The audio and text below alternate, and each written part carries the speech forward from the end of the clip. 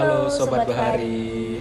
Pada video kali ini kami akan menceritakan sosok atau seseorang yang menjadi panutan kita. Jadi role model kita nanti ke depannya, dari saat ini sampai ke depannya pada saat kita bekerja. Ya, jadi kita menjadi PNS kan kita tentu saja melihat ya senior-senior kita bekerja, bagaimana cara mereka memperlakukan bawahan, bagaimana cara mereka membangun relasi dengan atasan, bagaimana cara mereka mengimplementasikan nih Kak Vina, nilai dasar ASN yang sudah kita pelajari bareng-bareng nih.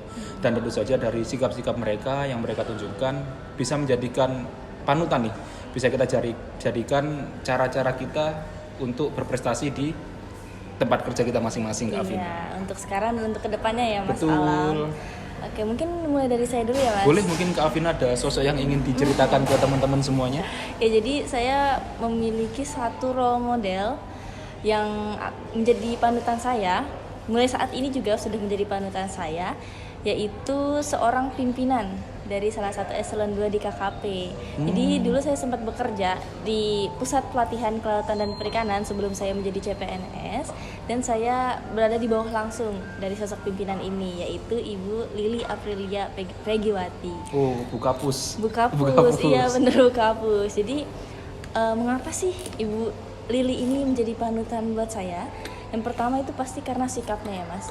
Jadi Bu Lili ini saya melihatnya itu sosok pimpinan yang sangat berambisi dan tegas, tapi juga hangat Mas. Bu Lili ini. Bu Lili. Jadi beliau ini di umur yang nggak muda lagi, dia tetap memiliki ambisi yang besar gitu. Padahal beberapa tahun ke depan, nggak nyampe 5 tahun kalau saya tidak salah ingat, dia tuh sudah akan pensiun Mas. Tapi dia sampai sekarang juga ambisinya masih tetap besar, energinya masih tetap full, dan itu memotivasi saya sih untuk tetap spirit gitu dalam menjalankan segala kegiatan saya. Ya, kemarin saya juga sempat kaget Kak Vina. Jadi kemarin kan kita sempat gladiresik tuh untuk menyambut Pak Menteri dalam pembukaan Corporate University. Itu kita sampai sore dan tetap Ada Bu Lili, didampingi oleh Bukapus. Itu Iya. sangat hebat sih. Mungkin hal-hal seperti itu tidak bisa ya semua pimpinan melakukan seperti itu. Mungkin ya langsung terjun ke lapangan ya.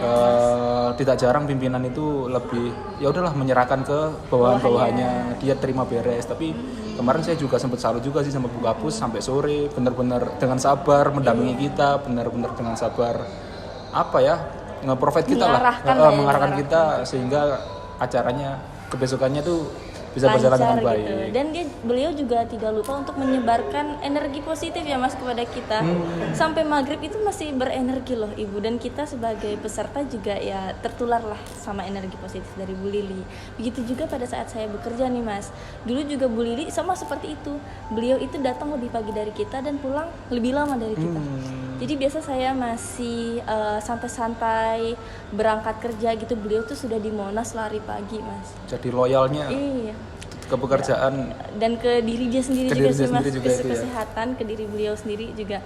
Bu Lili itu mantep banget. Dan juga selama bekerja saya merasa Bu Lili itu ya tadi yang seperti saya bilang, dia seseorang yang tegas dan berambisi, tapi dia juga hangat ke bawahannya.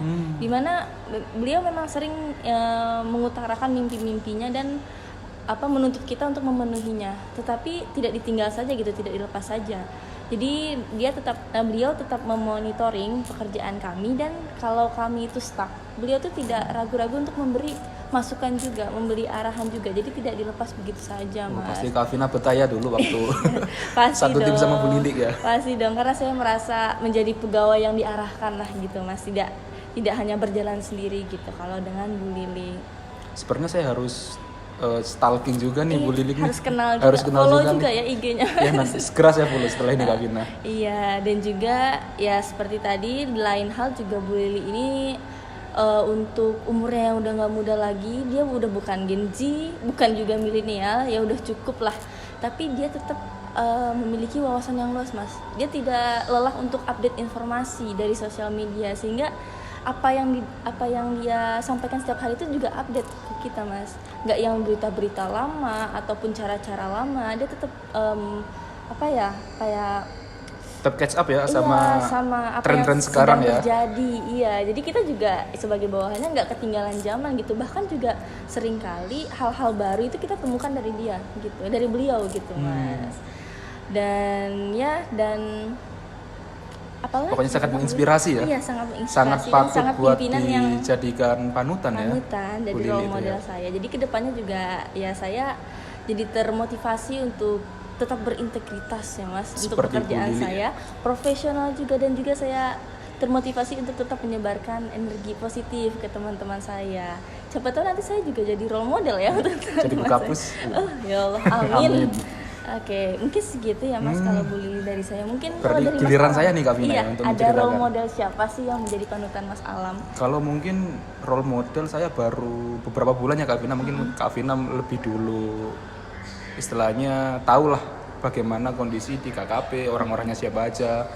Mungkin kalau role model yang menjadi top of mind ya ketika ngomong siapa sih PNS role model, itu saya ada satu rekan kerja juga di Balai Perikanan Budidaya RPU Situbondo yang saat ini menjabat sebagai subbagian umum di Kak Vina. Mungkin Kak Vina juga kenal ya.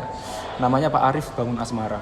Jadi kenapa beliau menjadi top of mind? Karena ketika pertama kali saya diterima CPNS dan harus segera pindah ke Situbondo itu beliau orang pertama yang berkomunikasi dengan saya. Mungkin berkomunikasi dengan Kak Vina Iya, juga. dengan saya juga sih. Kalau Pak Bangun ya kita Pak Bangun. manggilnya. Jadi kenapa saya menjadikan Pak Bangun sebagai role model? Karena dari pribadinya sih Kak Vina. Jadi dia tuh benar-benar orangnya tuh berkepala dingin Kak Vina. Jadi segala permasalahan yang ada, segala polemik yang ada, mengingat di UPT ya teman-teman. Jadi kita benar-benar banyak sekali latar belakang orang yang berbeda-beda. Mungkin kalau di pusat lebih homogen ya latar belakangnya, latar belakang pendidikan dan lain sebagainya. Kalau di UPT itu kan lebih heterogen tuh. Jadi teman-teman yang bekerja di unit itu banyak yang pendidikannya mohon maaf mungkin dari SD sampai S2 itu ada gitu teman-teman. Dan Pak Bangun ini bisa nge-provide semuanya. Jadi dia bisa menempatkan ketika dia harus berbicara dengan orang yang berlatar belakang A, orang yang berlatar belakang B, kepada bawahan, kepada orang yang setara mungkin atau kepada atasan, dia itu bisa menempatkan diri Kak Vina. Menurut aku sih itu. Terus dia juga saya rasa orangnya catch up juga ya sama tren-tren masa kini gitu. Dia juga orangnya suka main game juga teman-teman. Jadi sebenarnya apa ya, ketika kita melihat sosok pemimpin yang dekat dengan kita ya, sama-sama punya hobi, sama-sama suka main game, itu mungkin kita bisa lebih luas ya. Ketika kita mau sharing, ketika kita mau meminta bantuan, ketika kita mau meminta arahan, itu mungkin lebih luas. Jadi itu sih. Jadi kalau misalkan melihat sosok Pak Bangun, mungkin kerja kerasnya juga bisa kita acungi jempol ya, karena memang di usia yang cukup muda dia juga bisa menjadi kasubag umum gitu, salah satu jabatan struktural ya Kak Mina yang ada di Kementerian Kelautan Perikanan. Padahal kalau dilihat ya walaupun umurnya sudah tidak terlalu muda, tapi penampilannya sangat muda ya. Pak Bangun kami tidak menyangka kalau umur dia sudah segitu teman-teman. Karena dari awal kami menemui Pak Bangun juga kayak wah masih muda nih, kok udah jadi kasubag umum sih gitu. Ternyata dia sudah memiliki waktu yang lama juga ya mengabdi di KKP gitu, dan sudah menjadi kasubag umum sekarang setara eselon 4 ya. Eselon 4 ya. Eselon 4. Mungkin satu hal yang bisa menjadi perhatian yang saya perhatikan, satu hal dari diri Pak Bangun itu tentang kepedulian sih. Jadi dia itu sangat peduli dengan kita, bahkan dulu waktu kita awal-awal masuk ke BPB Situbondo, masalah asrama pun beliau yang cari. Beliau yang nge-provide semuanya gitu. Terus bagaimana kita ketika nanti ada apa-apa, kebutuhan-kebutuhan kita selama berada di balai itu benar-benar Pak Bangun itu memperhatikan. Bahkan ketika kita keluar balai pun dia tetap memperhatikan. Ketika kita dulu waktu awal, ini ada cerita sih Kak Vina. Bahkan dulu saya kan belum punya kemeja corporate itu Kak Vina. Itu pun saya minta tolongnya ke Pak Bangun, dan dia benar-benar mengarahkan gitu sampai dapat, benar-benar nanyain gitu. Cuman hal kecil baju corporate ya. Dan diarahin sama Pak Bangun. Padahal beliau kalau misalkan tidak dari struktur, dia atasan kan, dia benar-benar satu tingkat di bawah kepala balai ya mungkin Kak Vina ya. Seperti itu. Tapi kebetulan dia itulah yang menjadikan kita sebagai anak buahnya atau sebagai bawahannya itu merasa damai, merasa aman, merasa nyaman dalam bekerja. Dan sosok-sosok pemimpin seperti itu mungkin jarang lah kita temui, jarang bisa diimplementasikan semua orang-orang yang berada di kedudukan pimpinan. Yang sama seperti beliau ya. Apa tuh misalnya? Apalagi tuh yang bisa Mas Alam kira-kira? Yang pertama tentu saja kepedulian ya, terus loyalitas. Kita tahu lah sama-sama Pak Bangun itu semangat kerjanya, etos kerjanya itu benar-benar tinggi. Iya. Gimana dia hampir nggak tahu waktu Kak Vina Iya, ya. cerita dari teman kita juga ya, Mas, yang berada di bawah tim jaknya Pak Iya, Bangun, di Dukman. sampai jam 10 jam 11 malam kalau teman kita mau mengalami kebingungan, ngechat Pak Bangun masih dibalas. Masih Mas. dibalas dan nggak ada protes, nggak ada apa, nggak asal ada. itu tentang pekerjaan dia selalu Maksimal lah untuk membantu maksimal kita membantu. gitu. Bahkan pagi juga ketika memang ada hal yang harus dipersiapkan pagi-pagi juga Pak Bangun benar-benar mengingatkan gitu. Biasanya kan kalau atasan kan cuma nagih aja kan. Ini gimana tugas kemarin sudah selesai atau enggak? Itu enggak berlaku untuk Pak Bangun. Jadi Pak Bangun benar-benar istilahnya apa ya? Mendampingi lah. Memonitoring segala hal, hal. Jadi sehingga kita bisa menjalankan tugas dengan baik. Dan tidak ada yang terlewat. Itulah hebatnya Pak Bangun ya. Jadi berarti ada beberapa hal. Yang pertama kepedulian dia, terus etos kerja dia, integritas dia, loyal, dia sangat loyal kepada Balai Perikanan Budaya Pulau Situbondo. Dia pokoknya Dan istilahnya juga apa ya? ada lagi, Mas, manajemen emosi. Iya, Pak itu yang Bangun penting. itu tidak pernah terlihat marah. Iya. Tidak pernah terlihat marah ataupun hal yang apa ya, Mas, yang menyebarkan energi negatif itu Pak Bangun enggak. Iya, Mas. dengan segala hiruk pikuk ya yang terjadi di BPBL Balai Situbondo. itu beliau tidak pernah menampakkan kemarahan ya, bahkan ketika menegur pun sangat sopan.